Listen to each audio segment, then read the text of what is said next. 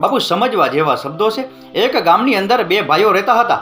બંને ભાઈઓ રોજ ઝઘડતા અને એક દિવસ બંને ભાઈઓ વચ્ચે અબોલા થઈ ગયા। ધીરે ધીરે સમય વીતવા લાગ્યો અને એક દિવસ નાનકડો ભાઈ ફળિયામાં ખાટલો ડાળી અને બેઠો હતો।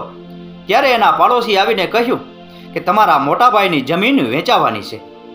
જ્યારે તમારા ભાભી બીમાર હતા ત્યારે તમારા ભાઈએ 2 લાખ રૂપિયા વ્યાજે ઉપાડ્યા હતા, જે વધી વધીને અત્યારે 4 લાખ રૂપિયા થઈ ગયા છે, જે હજી ભરપાઈ નથી થયા અને અંતે એને જમીન વેચવાની નોબત આવી છે। અને ત્યારે નાનકડા ભાઈએ કહ્યું કે એમાં હું શું કરું? મારી પાસે અત્યારે 4 લાખ રૂપિયા નથી, નહીતર હું એ 4 લાખ રૂપિયા એને ભરપાઈ કરી દઉં। અને આ વાત રસોડામાં બેઠી બેઠી એની પત્ની સાંભળતી હતી। એ બહાર આવી અને કહેવા લાગી કે જ્યારે આપણા લગ્ન થયા ત્યારે મારા પિતાજીએ 2.5 લાખ રૂપિયા ફિક્સ ડિપોઝિટમાં રાખ્યા હતા, જે અત્યારે વધી વધી અને 5 લાખ રૂપિયા થઈ ગયા છે।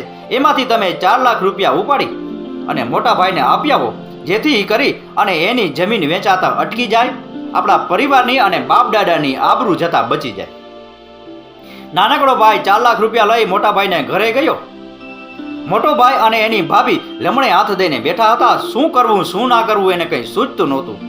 નાનકડા ભાઈએ 4 લાખ રૂપિયા મોટા ભાઈના ચરણોમાં ધરી દીધા અને કહ્યું કે ભાઈ લે, આ 4 લાખ રૂપિયા તારી જમીન વેચાતા બચાવી લે, આપણા પરિવારની અને આપણા બાપ દાદાની આબરૂ જતા બચાવી લે।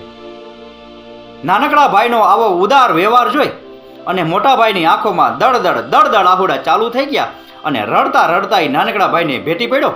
બંને ભાઈઓના અબોલા તૂટી ગયા અને બંને ભાઈઓ સંપીને રહેવા લાગ્યા। આપણી ગુજરાતી ભાષામાં કહેવત છે કે પૈસો મારો પરમેશ્વર અને હું પૈસાનો દાસ। જો આપણે પૈસાના દાસ બનશું ને તો ક્યારે પણ આપણે આપણા પરિવારની કે બાપ દાદાની આબરૂને બચાવી નહીં શકીએ। પૈસો તો આપણે વહેલો મોડો પાછો ગમી લેશું, પરંતુ એક વખત આપણા પરિવારની કે બાપ દાદાની આબરૂ જતી રહી ને તો ફરી ક્યારેય નહીં આવે।